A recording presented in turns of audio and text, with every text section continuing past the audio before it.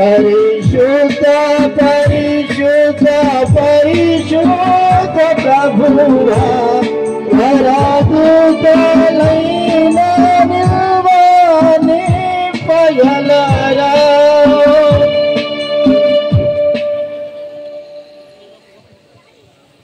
ప్రార్థన చేసుకుందాము. ఈ సమయంలో మన మధ్య దైవ సేవకుడు ప్రసాద్ అన్న ప్రార్థన చేస్తాడు.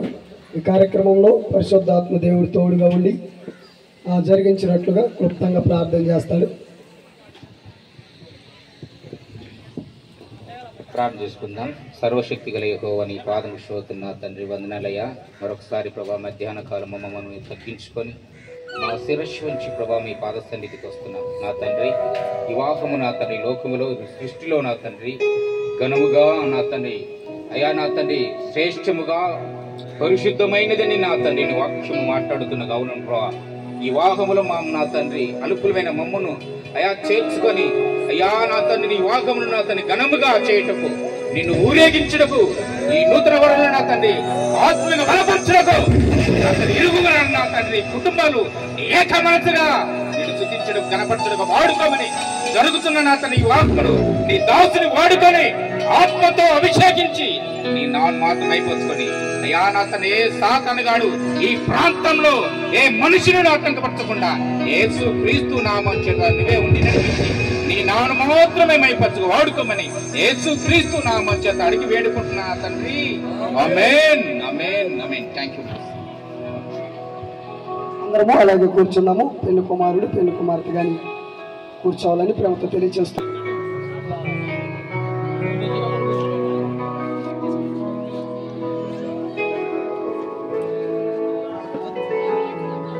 Praise the Lord. Praise the Lord. దేవుని పరిశుద్ధ నామమునకు మహిమ ఘనత ప్రభావములు కలుగునగాక.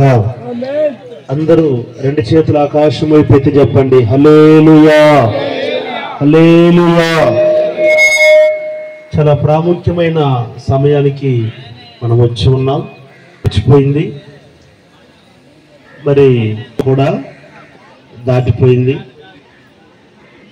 మరి ఏది ఏమైనప్పటికీ ప్రభు స్వాధీనంలో ఉన్నాయి గనుక మరి సహోదరుడు ఎఫ్రాయిం అలాగనే ప్రబలిక వారి యొక్క వివాహమునకు కుడి వచ్చిన ప్రభు బిడ్డలకు దైవ సేవకులకు ప్రేమతో నన్ను ఆహ్వానించిన మరి తండ్రి గారికి కుటుంబానికి ప్రత్యేకంగా సహోదరుడు ఆనంద్కి నా హృదయపూర్వకమైన వందనాలు చెల్లిస్తున్నాం. అందరికీ హృదయపూర్వకమైన వందనాలు. మరి సమయం ఎక్కువైందని మీరేమి టెన్షన్ పడొద్దు. ఈయన గత రాత్రి 10:30కు బయలుదేరితే ఉదయం ప్రయాణమై వెళ్ళాలి.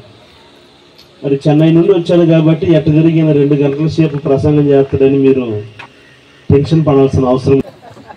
ఏమని ఇంకా కొంచెం ఎక్కువ మాట్లాడినానంటే ఎఫ్రాయిమే జుబ్బాయి బట్టలు ఆగుతాడు, ఇంకా అయిపోయించాడండి. అందుకనే పెళ్ళిళ్ళలో పెద్దగా ప్రసంగాలు నేను చేయను. ఎందుకంటే చేసినా కూడా వినే యొక్క మనసు అప్పుడు వాళ్ళకు ఉండదు.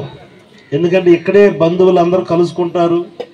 వాళ్ళు దాచిపెట్టిన బంగారం వల్ల ఇప్పుడు బయట పడుతుంటాయి సరుడ్లు నకిలీస్లన్నీ. కాబట్టి ఈ అమ్మ ఇది ఎప్పుడు తీసుకుంది, ఆ అమ్మ అది ఎప్పుడు తీసుకుంది, ఈ టెన్షన్లో ఉంటారు చాలామంది. కొంతమంది బంధువులను కలుసుకున్నాం కదా పలకరించుకోవాలని కొంతమంది ఉంటారు, కొంతమంది సెల్ఫీలు తీసుకోవాలని కొంతమంది ఉంటారు. కాబట్టి వీటి మధ్యలో మన ప్రసంగాలు వినరు.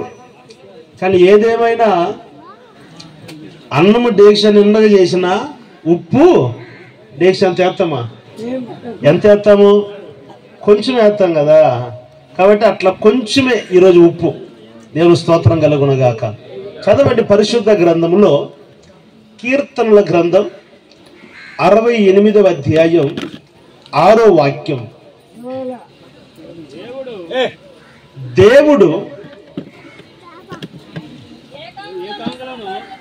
దేవుడు ఏకాంగులను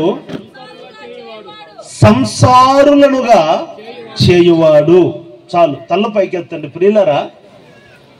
కీర్తనకారుడు